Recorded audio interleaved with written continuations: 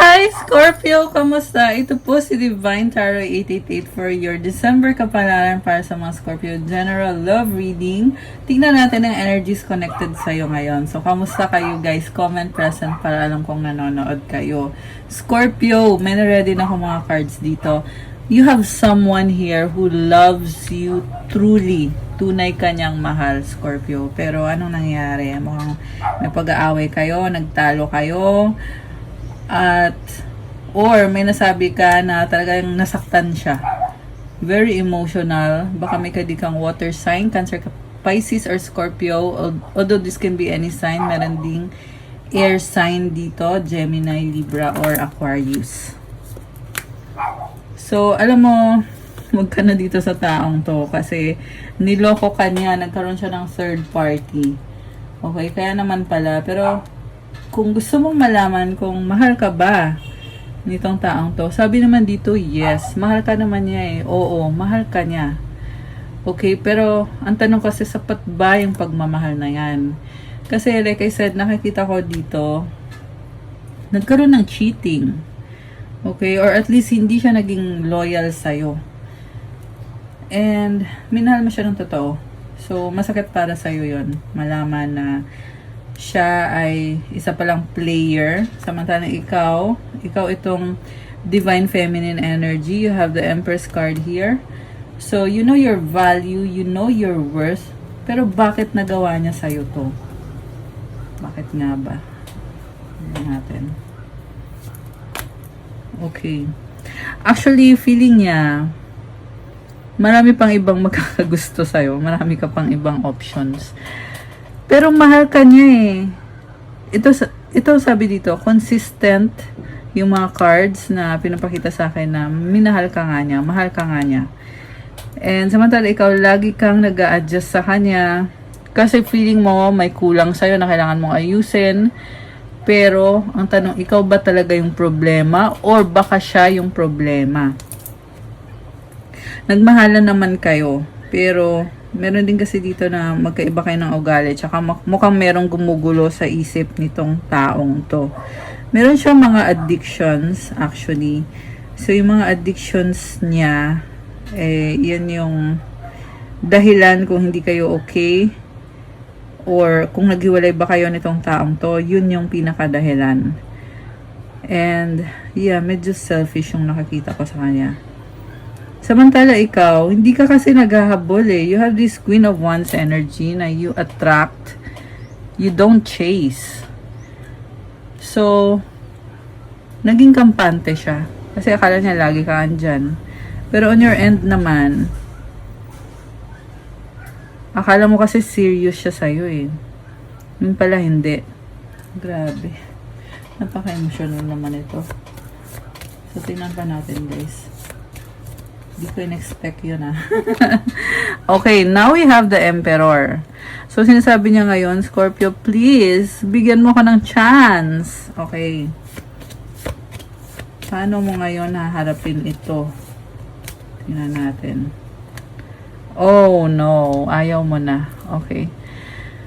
So, gusto niya ng chance, samantala ikaw, talagang gusto mo nang i-end to. Okay, baka binlock mo siya or tuluyan ka nang nakipaghiwalay dito sa taong to.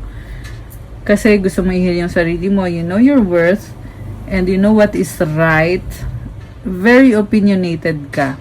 Okay, samantala siya naman ay talagang ipipilit niya yung sarili niya sa'yo kahit nakikita naman niya na mukhang galit ka sa kanya or mukhang nanlamig ka na sa kanya. Grabe, nakakaloka siya. Okay, ano pa? Okay, so, alam mo yung taong ka-deal mo, tingin niya sa'yo, masyado kang seryoso. Pero hindi naman siya nagsasalita, parang inoobserbahan ka lang niya. And then, feeling niya kasi kailangan ka niya, ikaw yung magpapasaya sa kanya, pero mukhang may iba kang options or feeling niya nahihiya ka sa kanya. Okay. Ano ba? Okay. Queen of Pentacles. So, sobra kang maalaga sa kanya. No? Sabi dito, kailangan ka niya. At ikaw naman, This is actually a codependent relationship. Grabe. So, with this codependent relationship, hindi niya kaya pag wala ka. Gusto ka niya, attracted siya sa'yo.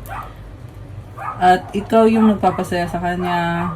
Parang pag may kailangan siya, lagi kang andyan. Ganun yung energy. Okay. So, anong mga mensahe niya sa'yo? Tingnan natin. Mensahe ng person ni Scorpio. I'm struggling right now. I pray about you. We have to unite. I feel betrayed. Grabe. So, gusto niya makipag-ayos, pero ayaw mo na eh. Kasi nung time na nagsastruggle siya, pinag-pray mo siya, tinulungan mo siya. Pero, anong yung pinalit niya, or anong ginawa niya? Binetray ka niya, niloko ka niya. So, release negativity. Siguro nga, nilet go mo na at gusto mo na ding lumaya. Gusto mo gumaan yung pakiramdam mo. Kaya, hindi mo na pinoblema itong taong to. I need you. You are irreplaceable. Okay. So, sabi ko nga codependent itong connection na to. I can't move on from you. Thinking of you makes me smile. I have something to tell you. You're a God-given gift. So, hindi ka maalis sa isip niya at feeling pa rin niya na kailangan ka niya at wala kang kapalit. Sobra kang special para sa kanya. And, akala mo kasi sa kanya, very pure siya. Yun pala hindi. So, naloko ka. Or, nagkamali ka. Ayan. Pero gusto kanyang kausapin. Ayan, I have something to tell you. I cannot move on from you. Okay, yan ang sabi dito. So, tingnan natin from the tarot kung ano ba yung intention niya sa'yo. So, alisin ko muna to, guys. Ayan. Okay. Intention niya sa'yo. Tingnan natin. Anong intention sa'yo nitong taang kadil mo? Intention niya kay Scorpio. Nine of Swords. So, hindi siya mapakali. Isip siya ng isip sa'yo. Pinoproblema niya yung tungkol sa connection ninyo. Oh my gosh. Grabe. So, parang na-obsess sa'yo itong taong to. And may nakita kong third party situation. Okay. Ace of Pentacles, Ace of Swords. Parang magmamakaawa to na mabigyan ng chance. Justice. Sa bottom of the deck is Two of Wands. Waiting. Pabalik-balik siya. Bakit? And then Seven of Wands. Oh, you were stabbed in the back. Queen of Wands and then Page of Swords. So, parang sasabi niya dito, minahal kita. Pero, ngayon hindi na tayo okay. Parang gusto niyang patunayan sa'yo na naging responsable siya or binigay niya yung best niya sa'yo. Pero, mukhang alam din naman ninyo pareho na niloko ka niya at niloloko ka pa rin niya or meron na siyang iba. Okay? Kasi dito yung the devil yan. Nakikita ko dito, nagkaroon na siya ng another connection or another relationship. Pero parang gusto niyang i-undo. Gusto lang niya maibalik sa dati kung anong meron kayo. Yan ang sabi dito. And ikaw yung happiness niya eh. So, nakikita ko dito, sobra siyang malungkot ngayon, pero magiging okay din naman siya. Kasi ang balak niya is makipag-ayos sa'yo. Yan ang sabi dito. Gusto niya makipag-ayos sa'yo sa near future. So, sa ngayon, sobra siyang defensive. Parang ayaw niya aminin yung mga kasalanan niya kasi kung ano man ang mga dahilan niya. Samantala ikaw, parang sinasabi mo ayaw mo na, tapos ka na sa kanya. And May nagsustock pa rin sa'yo itong taong to. Mahal ka pa rin niya. Or gusto ka pa rin niya. The Magician, Queen of Swords, and the Ten of Wands. Two of Cups. So, ready na siya at actually, parang galit siya. Bakit galit? Oh, okay. Kasi naisip niya may iba ka na. Okay. Oh, okay. Nagsiselos. Sobrang nagsiselos. Kasi naisip niya na may iba ka na at merong umiinom din dito, guys. Naglalasing. Habang iniisip ka nitong taong to. So, also, parang gusto niyang kumbinsihin ka na makipagbalikan sa kanya. Gusto niyang magmakaawa sa'yo. Yung nga lang, makikita mo siyang umiiyak. Baka nga nangyari na to, na nagkaroon ng iyakan, sagutan. Nakakaloka siya. So, the lovers. Okay. So, kung dati kanyang niloko, ngayon sinasabi dito na ayusin na niya yung sarili niya, pero may nakikita pa rin akong red flag sa kanya kasi may mga bagay pa rin na hindi niya masabi sa'yo. Okay? Pero, nandito yung death card. So, sinasabi naman dito ngayon na babaguhin niya yung sarili niya kasi nga nakikita niya na ikaw lang talaga yung gusto niyang mahalin. Okay? So, baka ka din mo Scorpio din. Merong Gemini dito. Merong Libra. Although this can be any sign naman, malakas dito si air sign ngayon, Gemini, Libra, Aquarius, tsaka si Capricorn, fire sign, Aries, Leo, Sagittarius, at si Sagittarius. Okay. So, sa total nakikita ko magbabago siya. Kaya pala yung plano niya is makipagbalikan sa'yo. Pwede kasi kinasal kayo, kaya hindi ka niya basta-basta lang maiwanan kahit, alam mo yun, kahit ang daming challenges sa inyo. And nalilito lang siya sa kung anong dapat niyang gawin. Pero the more na nalilito siya, the more din siya nahihirapan kasi kailangan na niyang kumilos. Pero mukhang sinasabi dito, kailangan niya talaga mag-effort at mahirap sa kanya yung pag-effort. Baka ma-pride kasi itong taong to.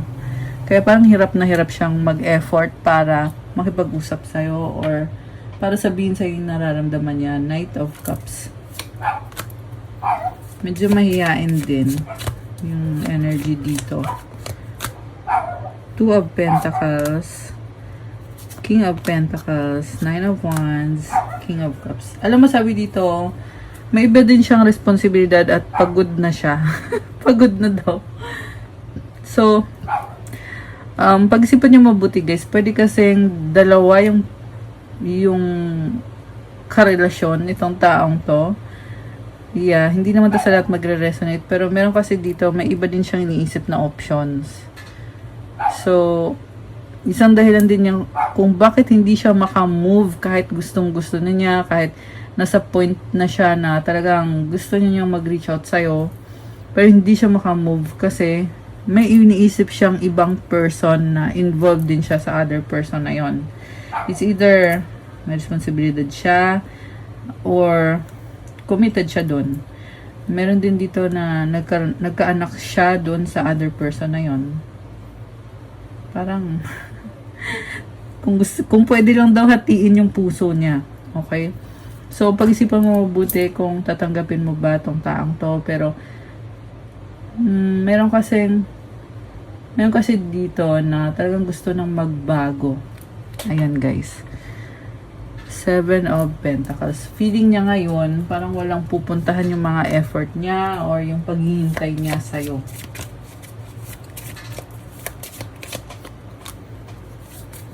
Okay, we have the Wheel of Fortune, the Eight of Wands, Queen of Pentacles. Oh! Wow! Scorpio. Alam mo, sabi dito, you are better off alone. Marami pang mangyayari sa buhay mo. You will have expansion and growth. You will have travel and lots of money. Actually, may hinihintay kang travel. Papaalis ka. Or hinihintay na money. And there is excitement. Merong opportunity na paparating pa. Oh, wow. So, samantala, merong tao dito na hindi masaya. Nakakaloka siya. Okay, bakit naman to andito tong taong to? Okay, merong person dito. Binreadcrumb ka niya eh. Kumbaga, binigyan ka lang niya ng konting attention lang. At alam mo sa sarili mo na hindi mo deserve ng konti lang. Deserve mo ng buong buo. Okay? So, ano ngayon? Actually, mahal ka nitong taong to. Pero ang tanong, bakit ganun yung ginagawa niya sa'yo? Kung tunay na mahal ka niya, hindi ka niya sasaktan, hindi ka niya pahihirapan, nakakaloka siya. Okay, you have the World card and the King of Swords, the Hanged Man. It's a sacrifice. Wow.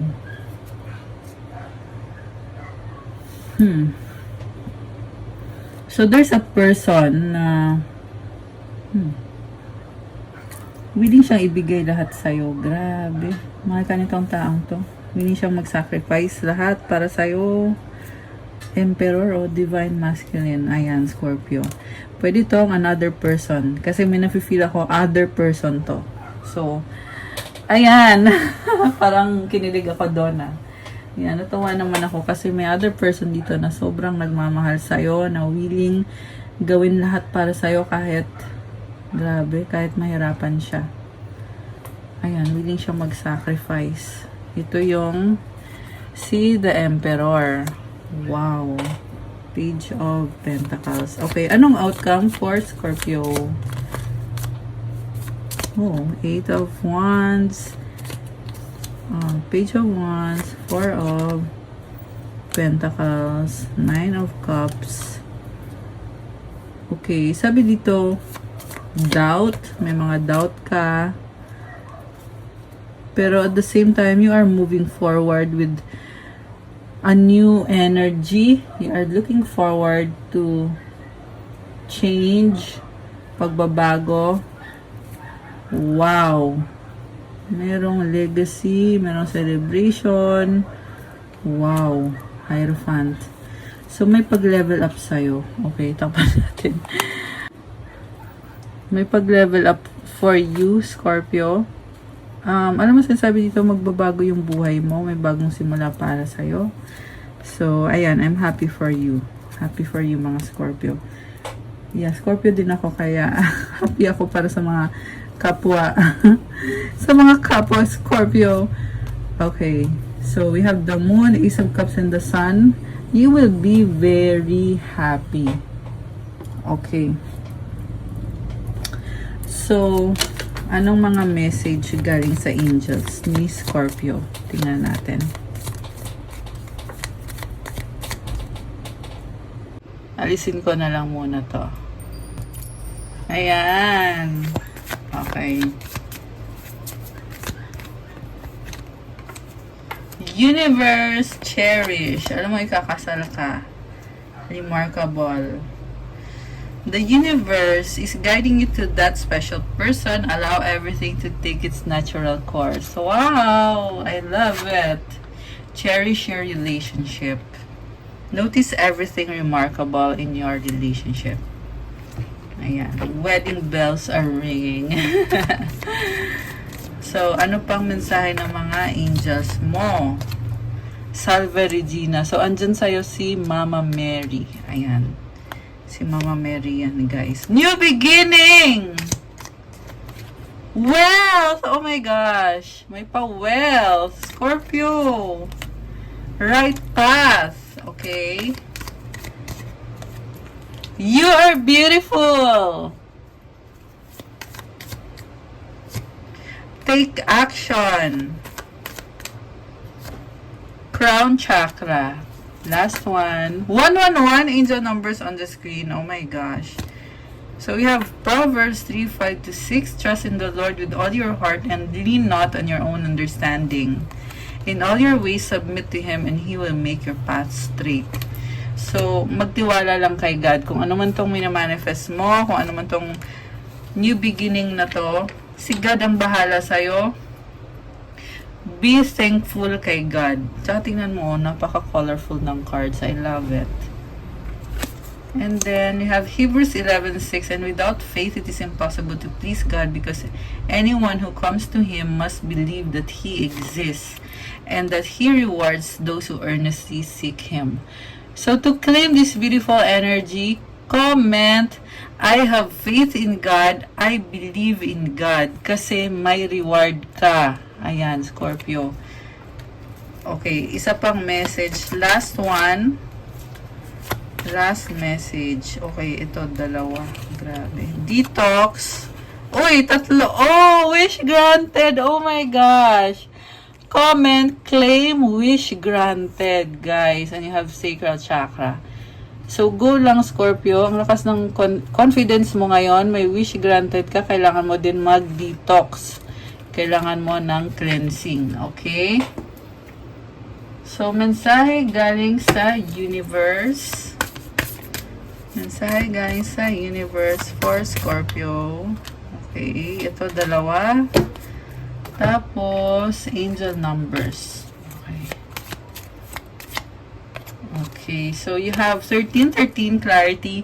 As the storm passes, the clarity is felt faster than lightning is seen against a dark sky. The divine is reminding you that clarity is readily available. All you have to do is ask. You have weathered the storm and now the sky is clearing. Scorpio, tapos na yung bagyo at ngayon nagkakaroon ka na ng liwanag. Naliliwanagan ka na. Yung iba kasi literal na binagyo.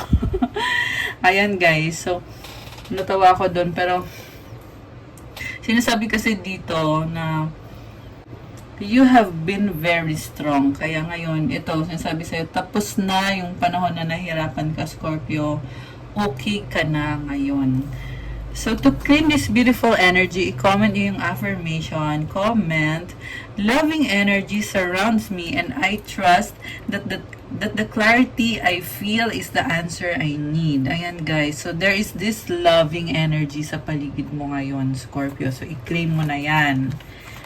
When I'm in alignment with the love of the universe, peace cannot be disrupted. So, ayan, mag-pray ka palagi kasi it will give you peace of mind and it will give you blessings.